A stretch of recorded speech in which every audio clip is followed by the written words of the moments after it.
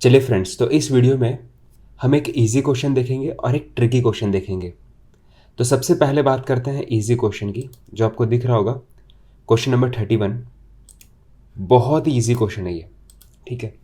आप इसका answer without using pen and paper भी कर सकते हो।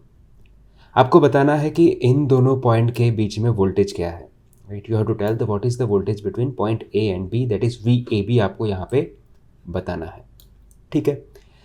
तो यहाँ पे करंट फ्लो हो रहा है, सारी चीज़ें सीरीज़ में कनेक्टेड है, ठीक है। सीधा हमने केवीएल लगा दिया, वोल्टेज ड्रॉप दिखा देंगे इसके अक्रॉस में कितना होगा। 1 एम्पियर करंट जब इसके अक्रॉस में जाएगा तो positive negative 2 volt, because 1 × 2 volt यहाँ पे ड्रॉप करेगा। अब सिचुएशन कैसी है पता है, ए और बी के बीच में एक ऐसा वोल्टेज है और दूसरा ऐसा वोल्टेज है। जानबूझ के मैं एक सर्कल और ये बना रहा हूँ ताकि आप कंफ्यूज ना हो जाओ, बट इंपॉर्टेंट ये है पोलैरिटी, राइट। इसकी पोलैरिटी क्या है 2 वोल्ट, इसकी पोलैरिटी क्या है 5 वोल्ट। सो 5 - 2, राइट। तो ये आपका यहाँ पे 5 - 2 दैट इज़ 3 होगा, बट यहाँ पे नेगेटिव साइन होगा, बिकॉज 5 का नेगेटिव, जो 5 वैल्यू है, जो बड़ी वैल्यू है, उसका नेगेटिव इधर है और उसका पॉजिटिव इधर है। सो 5 - 2, सो -3 वोल्ट इसका आंसर होगा। सो सिर्फ देख के ही आप बता सकते थे कि 2 और 5 की जो पोलैरिटी है अपोजिट है, तो सब्ट्रैक्ट होगा, और कहाँ पे पॉजिटिव है कहाँ पे नेगेटिव है वो देख के आप डायरेक्टली बता सकते थे, ठीक है। So correct answer is option number A, ठीक है। सिंपल ये यही किया है, बट आप मेंटली भी आप लोग कर सकते थे, ठीक है। चलिए, तो ये थोड़ा सा ट्रिकी क्वेश्चन है, ध्यान से इसको समझते हैं। यहाँ पे क्या दिया हुआ है आपको, 3 volt DC supply with internal resistance 2 ohm supplies a passive non linear, ठीक है। तो सबसे पहले अगर मैं यहाँ पे एक डीसी सप्लाई और रेजिस्टेंस शो करता हूँ इस तरीके से, ठीक है। यानी एक बैटरी है जिसका इंटरनल रेजिस्टेंस आपको 2 ओम दिया हुआ है, और उस जो सप्लाई वोल्टेज है उसका वो 3 वोल्ट डीसी है, 3 वोल्ट है, ठीक है। अब ये सप्लाई किसको कर रहा है, supplies a passive non linear resistance characterized by relation this, ठीक है।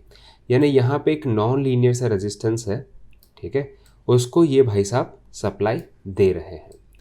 और पूछा क्या है, और इसका रिलेशन क्या है, इसकी जो कैरेक्टरिस्टिक्स है वो कैसी है, कि अगर हम रिलेशन देखें, जनरली अगर रेजिस्टेंस है तो हमें कैसा लगता है कि वोल्टेज अगर इंक्रीज़ करेंगे तो करंट इंक्रीज़ होगा लीनियरली, ठीक है। बट यहाँ पे बोल दिया कि ये नॉन लीनियर है, ठीक है। यानी आपने थोड़ा सा वोल्टेज चेंज किया, और क्या रिलेशन है, मान लो I² के टर्म में रिलेशन है, ठीक है। तो मैं इसको इस तरीके से बनाता हूँ जनरली, ताकि आप समझ पाओ, ठीक है। ये ज़्यादा अप्रोप्रिएट रहेगा ऐसा बनाना, कि अगर करंट में थोड़ा सा चेंज हुआ यहाँ से यहाँ, तो वहाँ पे बड़ा चेंज मिलेगा आपको वोल्टेज में। दिस शोज दैट, ये एक इम्पॉर्टेंट था, ठीक है। और पैसिव, ये वर्ड भी बहुत इंपॉर्टेंट है इस क्वेश्चन के लिए, कि पैसिव है ना। सो पैसिव होने की वजह से क्या है कि करंट की डायरेक्शन उल्टी नहीं होगी, मतलब समझ में आया, करंट की डायरेक्शन उल्टी नहीं होगी, ओके। अब आता है कि power dissipate by the non linear resistance. अब ये जो रेजिस्टेंस है इसमें कितना पावर डिसिपेट किया ये हमें यहाँ पे बताना है। समझ में आई बात। एक चीज़ यहाँ पे ध्यान में रखना कि इस क्वेश्चन को सॉल्व करते वक्त, कि अगर आप ऐसे ले रहे हो ये रेजिस्टेंस, ठीक है, और ये कैपिटली पॉजिटिव नेगेटिव, और डायरेक्शन मैंने फिर ऐसे ले ली, तो ये क्या हो जाएगा IR, ये हो जाएगा पॉजिटिव, ये हो जाएगा नेगेटिव, ठीक है। तो अब क्या करेंगे, E, राइट, E जो सप्लाई कर रहा है वो किसके बराबर होगा, विच इज इक्वल्स टू जो भी वोल्टेज उसने ड्रॉप करवाया यहाँ पे, यानी IR पे ड्रॉप कराया, क्योंकि देने वाला तो यही है, E ही दे रहा है, प्लस इन दो पॉइंट के बीच में जो वोल्टेज था दैट इज VNL, ठीक है, प्लस VNL, ओके। ये चीज़ आपको समझ में आ गई। अगर मैं इसको यहाँ पे भेजता हूँ तो ये क्या हो जाएगा, VNL is equals to E - I R, ठीक है, E minus I R. Okay, now अब क्या करेंगे कि सिंपल जो भी वैल्यू हमारी इन लोगों ने दे के रखी है उस वैल्यू को यहाँ पे पुट कर दिया। The moment you kept all the values, E के जगह पे आपने 3 रख दिया, आर के जगह पे आपने 2 रख दिया, तो आपको एक इक्वेशन मिल जाएगी, ठीक है।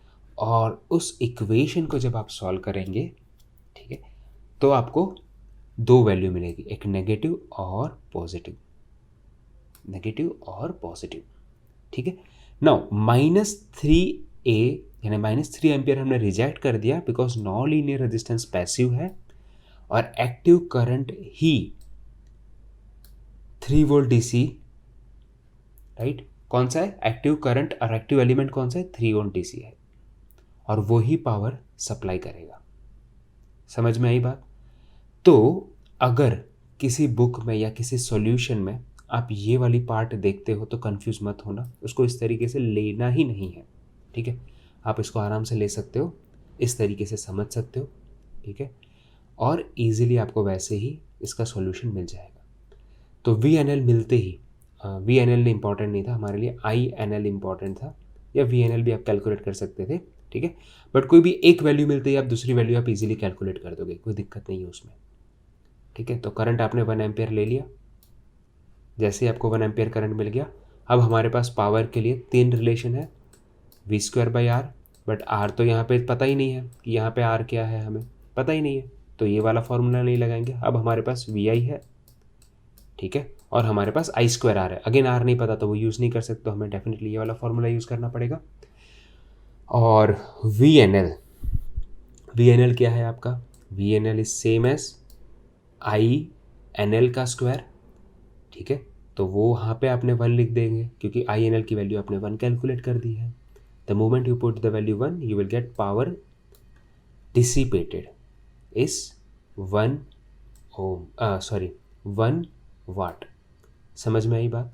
तो ये डायरेक्शन का एक चक्कर था, काफ़ी बुक में उस तरीके से डायरेक्शन दिया है, तो अवॉइड दिस डायरेक्शन, डायरेक्शन ऐसे ही होगी, क्योंकि इसका एक्सप्लेनेशन फिर आप कैसे दे सकते हो पता है कि आपने instead of calculating the value of I, आप V की वैल्यू कैलकुलेट करो, और V पॉजिटिव ही होना चाहिए क्योंकि ये स्क्वायर में ये वैल्यू है, तो आई आप नेगेटिव लो या पॉजिटिव लो, डायरेक्शन कुछ भी लो, ये तो आपका पॉजिटिव ही आने वाला है।